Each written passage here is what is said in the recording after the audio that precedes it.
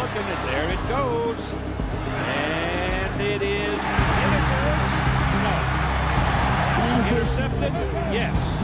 Woodson did Taylor catch it? No, he caught it. Did he really?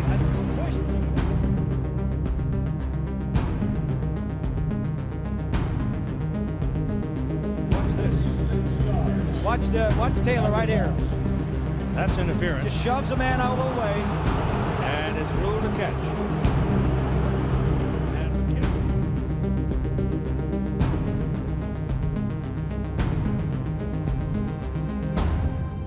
And not bad. Leaf, we think Ryan Leaf will be able to play it on Sunday next year. We haven't had anybody tell us that, but it doesn't take a whole lot of thinking to figure out that's where he's going. They're good friends, these two. Mike Price calls it a partnership.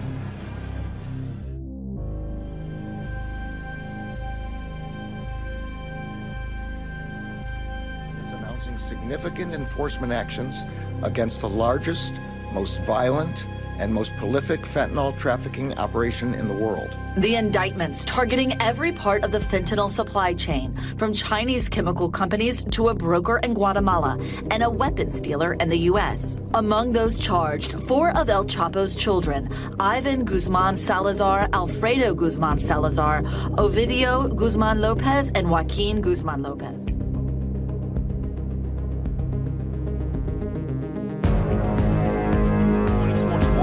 The DEA has seized more than 9.5 million counterfeit pills laced with opioids nationally.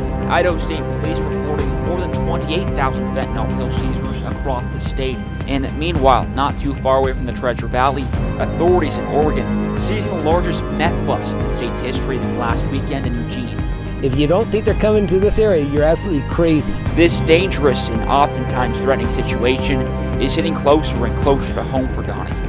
You know, within the last 3 months, I've had 4 officers be exposed to fentanyl, and all of them actually were in the jail during the intake process when people had these dangerous drugs on them. As time goes on, Donahue says this drug crisis is in direct correlation with other crimes like human trafficking and gang violence.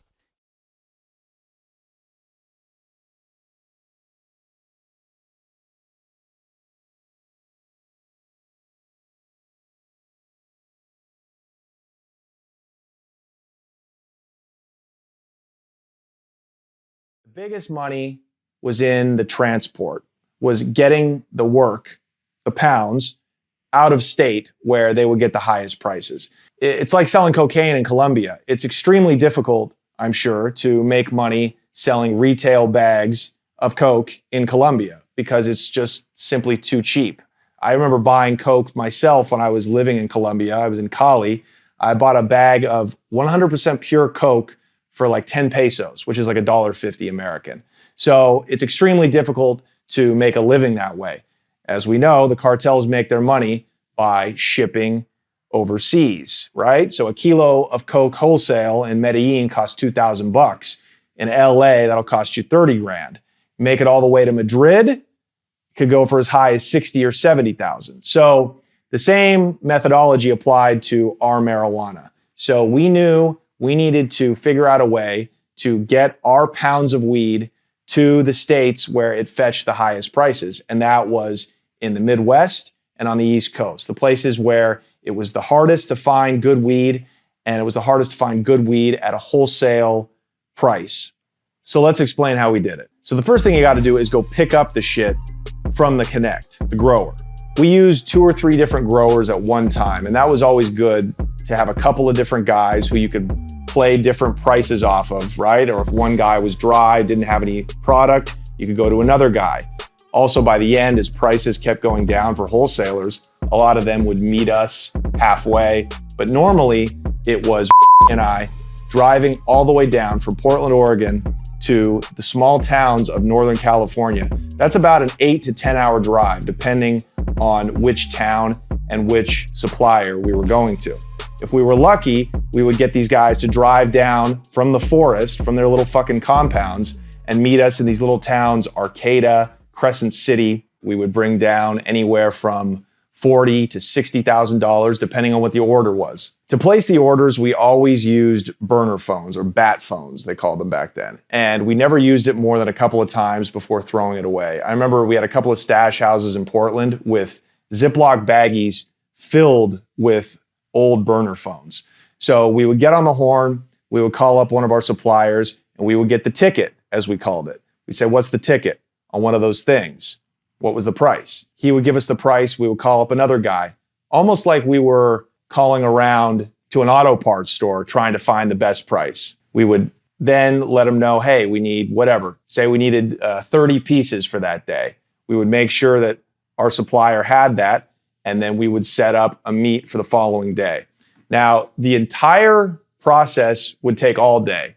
We would wake up at the crack of dawn, leave Portland, drive all the way down I-5, then get onto a tiny little highway called the 22, down to the very tip of Northern California. And then if we were lucky, we would have one of these guys, our suppliers, drive down from the forest in Humboldt County or up from Mendocino and meet us, usually in like a little hotel room. They would call up, have a room ready. We would bring duffel bags full of cash, and we would start the count. And we would check the weed, we would check the pounds, we would put them, double wrap them in turkey bags to make them smell proof. But you got to remember, a canine dog is going to smell it. It ain't stopping a fucking canine who's trained to smell weed. This was just to make ourselves feel better at the end of the day.